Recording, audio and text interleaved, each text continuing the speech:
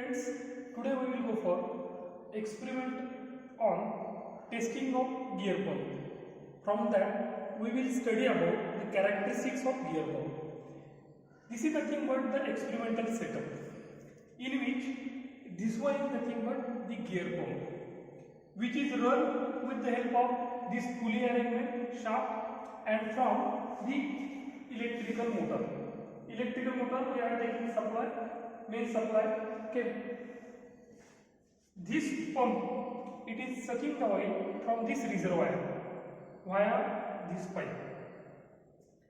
The discharge, it is going from this wall directly to this measuring tank, or either through the pressure relief valve to the tank. Okay. Then we are measuring pressure at two places. One is nothing but in suction pipe, that is measured here, which is pressure gauge vacuum type. Okay. Another one, whatever this discharge line is here, in that also we are measuring the pressure. Okay. That is nothing but the discharge pressure what we are setting. Okay. Now this one drive is nothing but variable drive, by which we can vary the speeds of the motor. Initially, we will do one experiment that we will keep the discharge pressure constant, and for that discharge pressure we will go for different type of speeds. Means speed of the motor will be, our shaft of this pump will be nothing but equal to suppose 750 rpm. For that we will measure how much discharge is obtained. Pressure is kept constant. Then we will increase the pressure suppose to 850 rpm. For that, the speed to 850 rpm. For that we will keep the same pressure and we will measure the discharge. Okay. Then we will increase the speed by changing the arrangement here of variable drives, and for that different speeds we will measure the discharges. Everywhere we will maintain the pressure constant. Okay. Now how the discharge will be measured? Okay. We will here the readings of 0, 1 liter, 2 liter, 3 liter measuring tank is there. We will take reading for 2 liter discharge. Means for 2 liter quantity we will measure the time required for the filling. Then 2 liters divided by the time, it will give us the discharge, and that is nothing but liters per second. Means for speed N we are getting this value of discharge.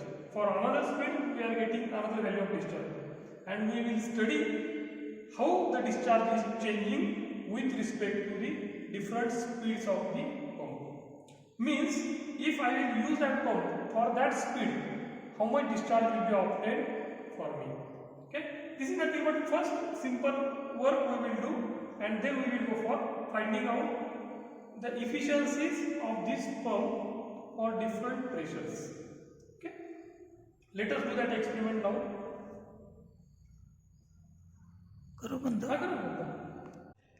This one is nothing but the gear pump. Okay. This gear pump is run by the variable drive. Just I told.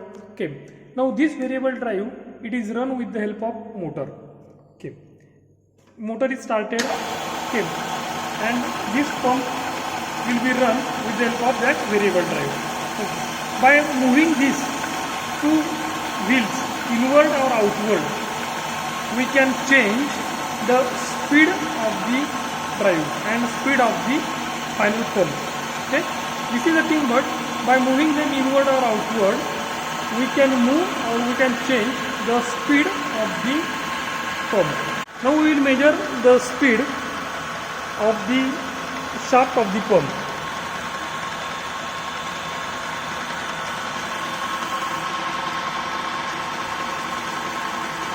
Okay.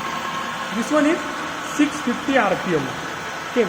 And for that speed we will set the pressure of this pressure gauge. Okay.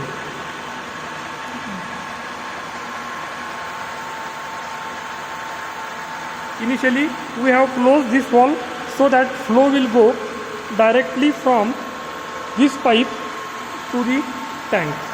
Okay. Now we will set the pressure equal to required value, that is nothing but suppose 18 bar, 18 kg per centimeter square. 18 bar.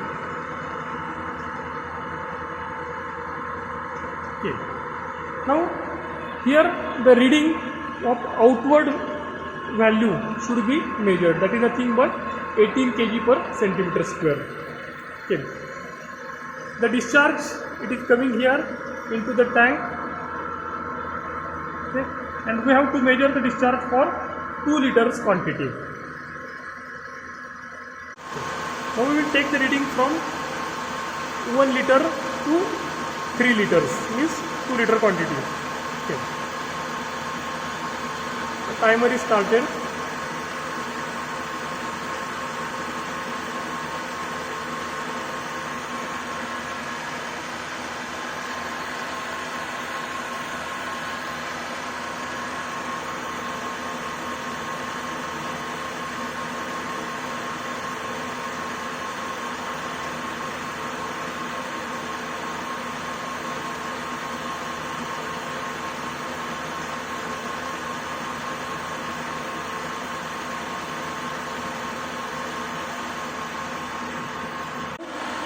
We have taken one reading. That reading was for 2 liter discharge and pressure was 18 kg per centimeter square. For these two values, and speed was kept as 650 rpm. For these values, we are getting the time required in nothing but 36 seconds. Okay. Then again, by this variable arrangement, we can go for changing the speed equal to 750 rpm. Okay. And for that also we will take the same readings. Now part second of this experiment, in which we are going to set the speed of the gear pump constant. Means for gear pump we will keep the speed equal to 1250 rpm. Okay. Then with the help of this pressure relief valve, we will change the discharge pressure of the pump. Okay. Speed is kept constant, discharge pressure it is varied from 12 kg per centimeter square, then 16, 20, 24 in terms of 4 kg per centimeter square values. Then again we will measure the time required for 2 liter discharge. Okay.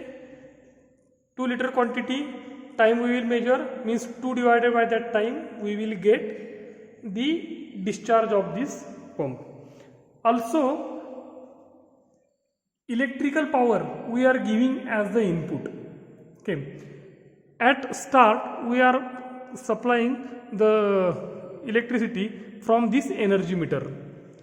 Means this is the thing but the input electrical power. This energy meter is having one constant. You can see here R upon kilowatt hour, that is 150. Okay. This unit we will require in calculation. Okay. Means this is nothing but whenever the, okay, you can see here 150 R upon kilowatt hour. Okay. This will give us the input power required. Okay. We will measure the one rotation of this energy meter. There is one disc which is having a red mark on it. One rotation will take place and we will get the how much power, electrical power is consumed by the motor, and that is nothing but by the pump. Okay. Output we will measure in terms of pressure and discharge, and input is nothing but the electrical power. Output upon input is nothing but efficiency. Output power we will get that pressure and discharge. Pressure into discharge means nothing but the output hydraulic power, and input is nothing but electrical power. These two power quantities we have to calculate and find out the overall efficiency of the hydraulic gear pump. Okay, for that now we will take reading of pressure, discharge and input electrical power. Okay, now we will measure the speed, that is nothing but 1150 rpm. Okay, for that speed we have maintained the discharge here, that is nothing but 12 kg per centimeter square. Okay, and for this we are going to take the readings of this discharge. Okay, from 4 to 6 liters we will take the reading.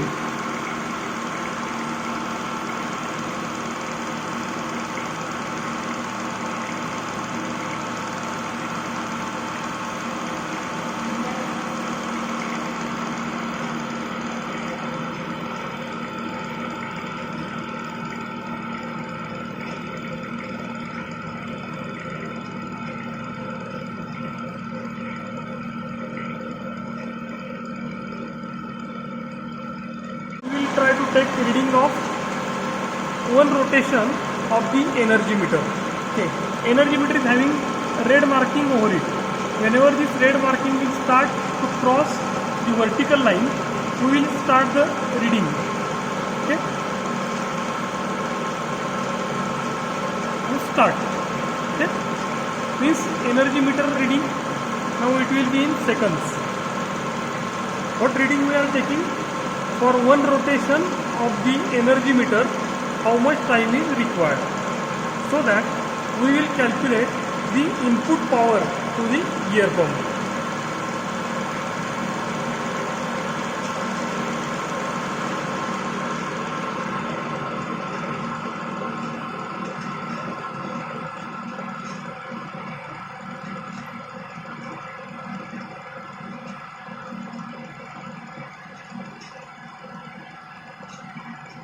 Stop.